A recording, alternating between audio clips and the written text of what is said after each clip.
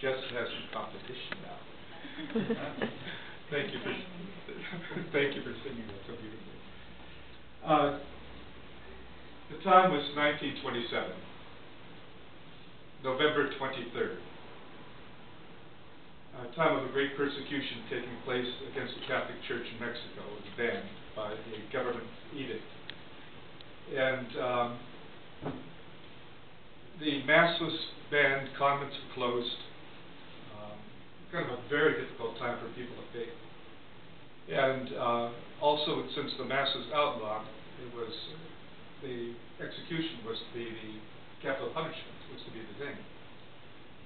And on November 23rd, 1927, a young priest by the name of Miguel Pro was caught and apprehended saying Mass. He was brought before a firing squad in Mexico City. He was just 2 years ordained, young man.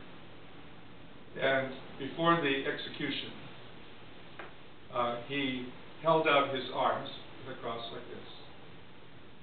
And he said, "Viva Cristo Rey, long live Christ the King." And he was shot. His feast day, he's blessed now, is on this coming Tuesday. And so I'd like to especially remember Miguel Pro and those who have the understanding and conviction that the confrontation of the cross is the confrontation of evil in the world. And we all recognize it is out there. You just read the front pages of the headlines, it's still, we're constantly confronting the evil. And how do we do it? How do we do it? And why do we get the icon of God that Christ is?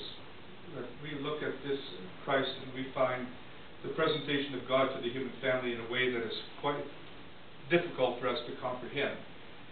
Because it takes all the values that we hold and turns them upside down. He doesn't come with a scepter, he comes with a towel to wash feet. He comes not with a great army, but instead he comes with what I would call the first motley crew. And they really are a motley crew. They are made up of nobodies and a few somebodies. Most of them are nobodies. And I think that, when you look at their characters and those who followed him, the good news is we all fit. We all fit, as part of that motley crew. He also doesn't come with any force. He does not come with any force. Which means, if you can't remember that happening in the Garden of Gethsemane, they come to arrest him. And Peter comes running out with a sword, and he cuts off the ear of the high priest. And what does Jesus do? He doesn't say, cut out the other ear too. And there's a great symbolic happening there. He heals the ear. He wants us to hear him. He wants us to hear him. And he initiates this dialogue with humankind in this way. I think that, first of all, since he rejects force, he also rejects anybody trying in his name, whether it be a televangelist or preacher, sending damnation and fire and brimstone and hell stuff, because that's not him. That's not him. He doesn't threat. He doesn't threat. He refuses to threaten us. Secondly, he, like the image of this, the good thief that we always talk about at the cross, the good thief, in the meeting of the Christ,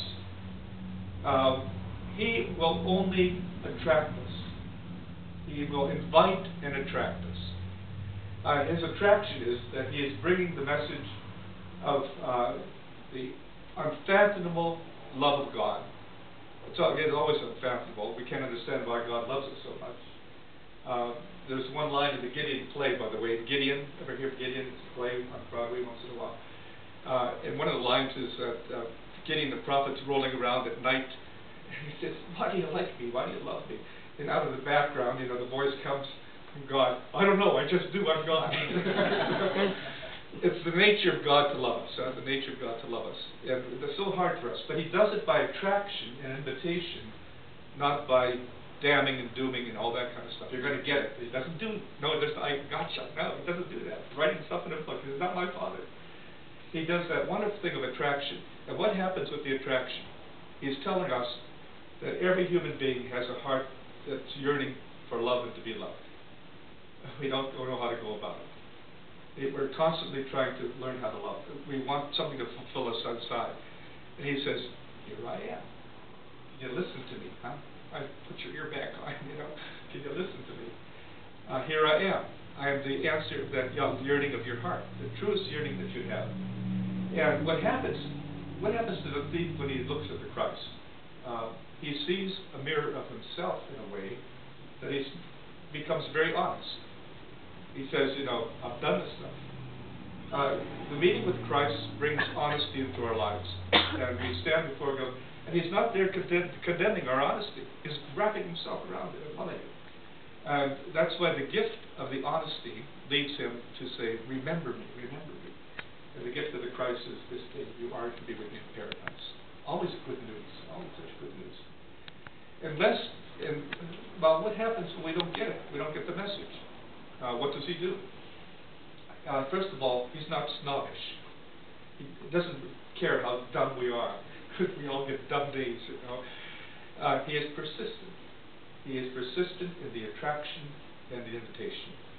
The truth will finally set us free.